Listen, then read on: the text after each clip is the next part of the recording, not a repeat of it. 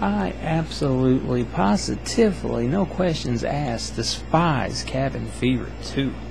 And I love Ty West movies, but the man don't even want it himself, so why should I take it? I don't want it. But that's neither here nor there, because today we have Cabin Fever Patient Zero from the fine folks at Image Entertainment, RLJ Entertainment. And basically you've got two stories parallel. We have the one story of what is Patient Zero, the man who can apparently give the disease but is not affected by the disease, as he's held quarantine on some island. Lo and behold, we've got a new guy, what am I talking about? We've got a newly engaged, I don't know, he's about to get married, and he's going to the island with his friends as well. As you can guess, the stories parallel, but they're done in a really cool way where things aren't necessarily happening at the same time, but yet they all come together.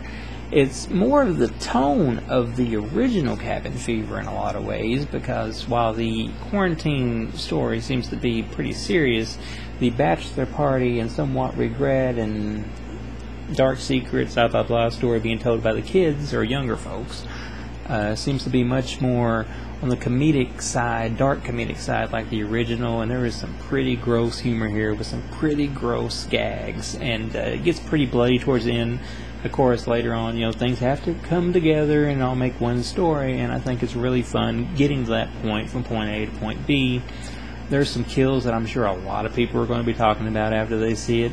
And while there is some CGI that kind of gets you here and there, I still think that overall it's probably a lot more fun than anybody expected they were going to get when they heard that Cabin Fever Patient Zero was coming out. And like I said, more in the tone of the original, but seems still kind of not like the original. But it's still more close to that than the complete mess that Part 2 was.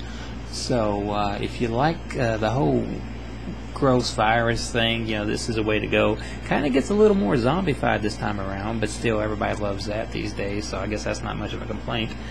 But if you want to check out something that just feels fun, and you can just kind of leave your brain at the door and enjoy it, and watch the character development and the cool stuff that happens, even though the ending kind of sucks, and I said the ending kind of sucks, but the rest of it is good enough to get it over the hump, then I say go watch Cabin Fever Patient Zero, because I actually had a lot more fun with this than most people were probably going to have, so maybe I'm not alone. So watch it and see if you like it, and if you do, let me know. Thumbs up.